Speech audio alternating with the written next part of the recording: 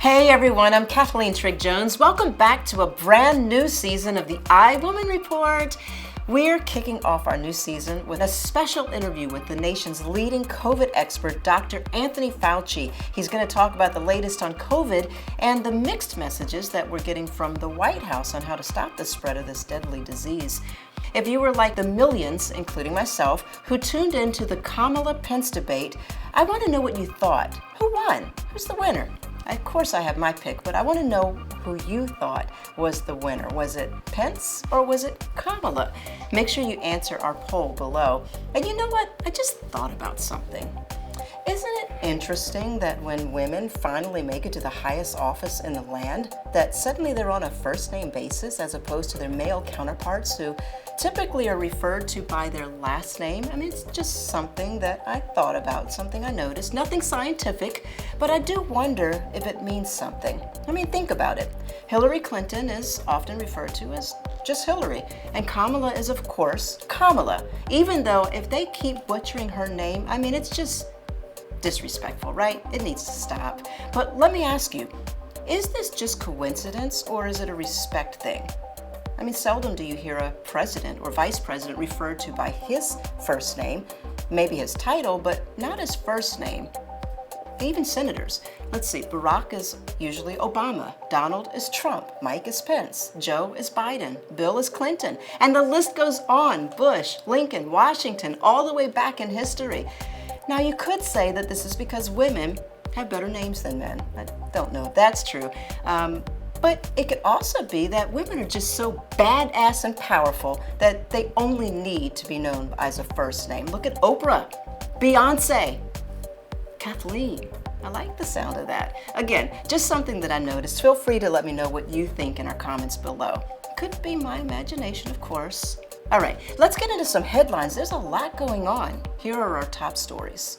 6 men have been arrested for plotting to kidnap and kill female governor of Michigan, Gretchen Whitmer. The FBI caught wind of the plot through social media posts earlier this year. The 6 cohorts were planning to take violent action against the people that they felt were violating the U.S. Constitution. And yes, Governor Whitmer has been a target of multiple death threats over her stay-at-home orders during the first wave of the coronavirus pandemic. Glad she's okay. The on-again, off-again COVID relief bill remains in turmoil today. Trump called off negotiations earlier this week, as you may recall, only to now urge Congress to pass the legislation, which includes another round of $1,200 stimulus checks, which I know we all need. However, he and House Speaker Nancy Pelosi are at odds once again over the bill. She says that she will not support a standalone bill to help airlines unless there is a guarantee from the president that a larger coronavirus relief bill is pending. She also slammed the president earlier for saying that he didn't want to work on relief legislation until after the election.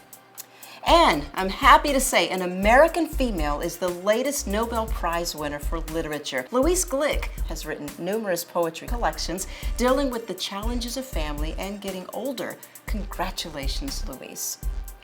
Okay, so as you know, the vice presidential candidates squared off in their first and only debate on Wednesday night, and criticism over Vice President Mike Pence has been swift. Many women were turned off by the vice president's propensity to interrupt California Democratic Senator Kamala Harris. Take a listen. No, but Susan, this is important. Susan, I want to add, but if, Mr. Vice President, I'm speaking. I'm speaking. You respect the American people when you tell them the truth. You respect the American people when you have the courage to be a leader speaking. It is asking too much of the people. Susan, we talked about it is asking too much of the people to help themselves to protect their parents and their children. Sorry. He will not raise taxes on anybody who makes less than $400,000 a year. He said he's going to repeal the Trump tax cut. Mr. Vice President, I'm speaking. Well, wait. I'm speaking. If you don't mind letting me finish, we can then have a conversation, okay? Please. Okay. I'm speaking. This is very important, Susan. Yes, and it's but important. we need to give Vice President. I'd just like to, he interrupted me, and I'd like to just finish. They got away. They got rid of it.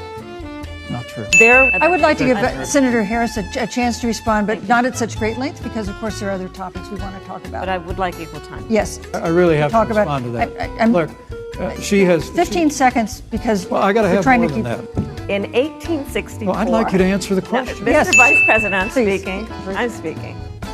Okay. Let's talk about packing. You once Come again on. gave a non-answer. Joe Biden gave a non-answer. Trying to answer you The now. American people- Let's talk about the Please. pack. Yeah, I'm about to. The I did American not people create deserve the to know rules for tonight. Joe Biden. Your come- campaigns agreed to the rules for tonight's debate with the Commission on Presidential Debates. I'm here to enforce them. I'm sorry, not one, not two, not three, but 11 times. It's incredible. He also brazenly talked over the debate moderator, Washington Bureau Chief of USA Today, Susan Page. But I have to say, Kamala looked amazing. Her smile was beautiful. She was poised, cool, calm, collected. I love her. And I tell you, it brings me back to our poll at the top of the show. Who do you think won the debate? Please be sure to answer. Was it Pence or was it Harris? You know my pick, but I want to hear yours. At the top of the show, I mentioned that Dr. Fauci is in the house. Well, sort of. He joined us virtually. Aside from all the work that he's doing to keep us safe and informed about the coronavirus, the good doctor is this year's keynote speaker at the annual Arthur Ashe Sports Ball, a virtual gala that I am super excited to be executive producing. Arthur Ashe founded the Institute for Urban Health in 1992, just 2 months before his untimely death from AIDS.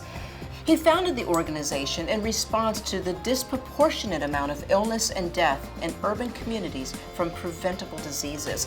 Well, I got a chance to talk to Dr. Fauci earlier today about his personal relationship with the tennis icon, and of course, I asked him a few questions about the coronavirus pandemic. Hi, Dr. Fauci. Thank you so much for joining us today on this iWoman report and just for agreeing to even make time out of your busy schedule. Now, you're coming on as the special guest honoree of the Arthur Ashe Foundation, their annual sports ball gala. How did you know Arthur Ashe? Well, I knew him in two contexts. One, just by reputation, obviously. I knew him when the news came out that he was living with HIV, that he contracted from a blood transfusion due to his heart surgery.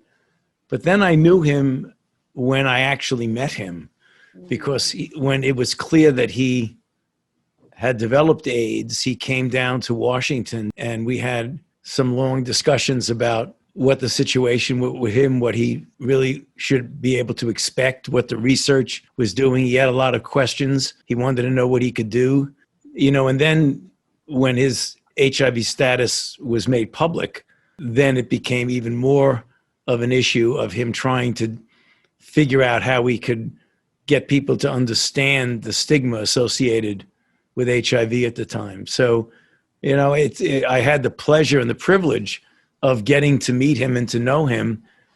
And then his legend after he passed, because they created a lectureship up at the New York Hospital Cornell Medical Center in his honor. And I was invited to be the first of the lecturers of that lectureship. So there are a lot of connections between Arthur and I, some from a distance and some up close and personal. Now, you grew up in Brooklyn, I hear. And how did, just as a young man growing up, you've seen the world of sports transform so much, and so many celebrities now can say, they owe their success to Arthur Ashe. I think it's safe to say, as a friend, a confidant of his doctor as well. How does that make you feel this many years later? Well, you realize even more now than you did then the extraordinary impact that Arthur had on sports and the entry of minorities, particularly African American, in what was considered an all-white sport. When he was at Richmond, when he was in high school, when he went to college, it was very clear that he was in a very unusual situation, because he was he was virtually the only one of his kind in the field. And he has expressed, both publicly and to me, the pain that caused, of the stigma and the feeling somewhat ostracized just on the basis of his race in a sport that he loved and that he did so much for. He did an awful lot, notwithstanding the fact that he was an African American in an almost all white sport. He was an extraordinary figure in the sport. I mean, he was one of the all-time great tennis players, and yet he had to suffer some of the indignities that he suffered just because he was an African American. So that to me was very moving when he expressed that his concern about his illness, which he knew at the time. Now you're talking about, the late 1980s, when we had very few good drugs, unlike what we have today, where we have a whole array of life-saving drugs for HIV. Back then, even with the availability of AZT, which is the single drug at the time, but it certainly did not dramatically suppress the virus. So he knew that his fate and his lifespan was quite limited. And yet he would say that the indignities that he suffered being a black man often were more painful to him than looking ahead at the possibility that he may not live very much longer because of an infection that he accidentally got during a blood transfusion when he had his open heart surgery.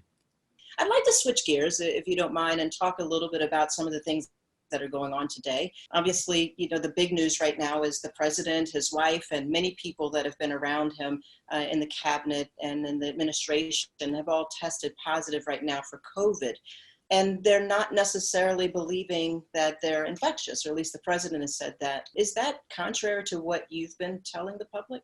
Well, I'm not sure exactly what you're referring to. I mean, I've been telling the public a lot of things that are important about how you can prevent the acquisition and transmission of infection, with the universal wearing of masks, keeping physical distance, avoiding crowds, doing things outdoors much more preferentially than indoors, washing your hands frequently. As you see, just from the public awareness of what has gone on, that has not always been adhered to by everyone. When one gets infected and you recover, it usually is about 10 days from the time of the first symptoms that you could feel you're no longer infected. But that varies. But the general CDC guidelines is that 10 days from the time of the onset of symptoms, you could consider yourself non-infectious to anyone else. You can prove that by another recommendation, which is to get 2 negative molecular or PCR tests for COVID-19 virus over a 24-hour period. So if you have that going for you, you can pretty confidently consider yourself non-infectious to anyone else. So Dr. Fauci, I have one last question. Our show, the iWoman Report, is really speaking directly to women. And I like to ask everyone who comes on, and this is a little off topic for you, if you can tell me who your shero is. Who's the woman who has inspired you in your life the most? This is going to sound corny, but it actually is my wife. It's the truth. I'm hoping to say that. No, it's the truth. I mean, she's an extraordinarily accomplished professional who's unheralded below the radar screen, who's accomplished an extraordinary amount. Someone who is really, my rock and my anchor, because she's got incredibly good judgment. And whenever I am in a fix and need to get a good opinion of something, she is always the first person I go to. That's beautiful. Dr. Fauci, I can't thank you enough for making time for us. We will see you on October 14th for the Arthur Ashe Gala. Thank you again for making yourself available for such an important cause. Thank you. Thank you for having me. I really appreciate it. Be sure to tune in and support the Arthur Ashe Virtual Fundraising Gala. Tickets are available at the address on the screen. It's such a great event and such a good cause. In addition to Dr. Fauci's keynote address, we have some great surprise performances and appearances lined up. And finally, that brings us to my thought of the day.